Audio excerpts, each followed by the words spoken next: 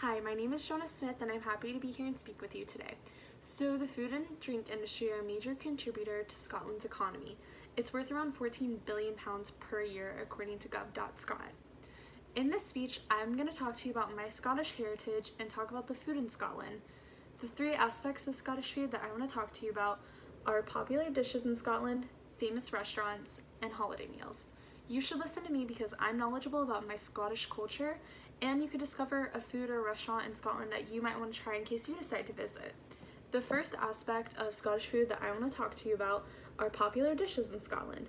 Haggis is the national dish of Scotland and is one of the most famous regional dishes in the UK according to greatbritishmag.co.uk, and haggis is basically just like sheep or calf meat and oats and vegetables inside of another animal's stomach. Doesn't particularly sound appetizing to myself, but it is obviously the national dish, so it'd be interesting to try.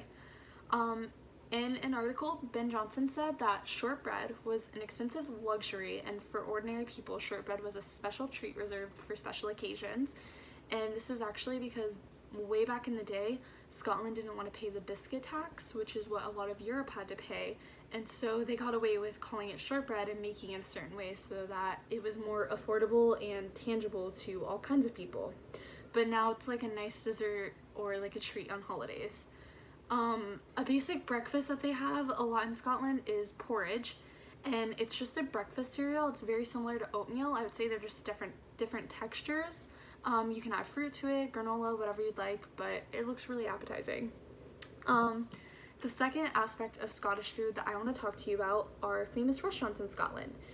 The favorite one that I found was number 1. It's located in Edinburgh, which is the capital of Scotland, and according to TripAdvisor, it's ranked number 16 out of all restaurants in the capital, and it's also ranked number 4 for international restaurants there as well. 10 Best has said that the head chef and his team have created a menu full of dishes inspired by Scotland, and the teams travel abroad. So their meals are traditional Scottish meals, but they have influences from all these other countries, so it's really, really neat. 2 other restaurants that were in the capital as well are The Kitchen and Condita.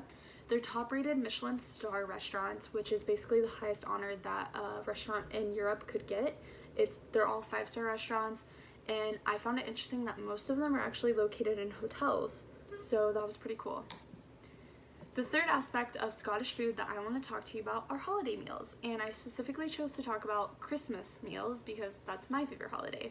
So a staple meal in Scotland that is served on multiple holidays like Christmas, St. Andrew's night dinner, and burnt supper is cock o' leekie soup. It sounds kind of funny, but I would basically equate it to like a miso soup or like a vegetable soup. It's just like a light broth with some vegetables, and it's usually served as an appetizer to other larger meals.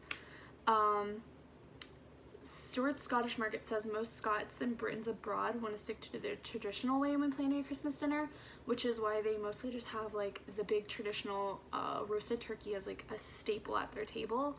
And similar to how we celebrate here in the States, a Scottish Christmas menu is full. I looked it up and there were upwards of 13 items on the menu, and the table's just completely filled. I would equate it to like an American Thanksgiving, but like more. And a lot of the foods are traditional Scottish foods like shepherd's pie and stuff like that, but then they also just have like mashed potatoes and roasted turkey, and then a lot of desserts. So many.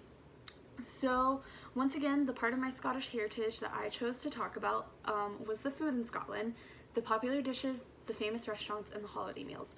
The food industry in Scotland is a billion-pound industry that attracts so many tourists and also showcases their unique culture. To me, Scotland speaks through their food and drink industry. I hope after hearing my speech you might look up Scottish dishes that you want to try yourself at home, or even use the restaurants I provided as possible destinations in case you choose to visit Scotland. Thank you for listening.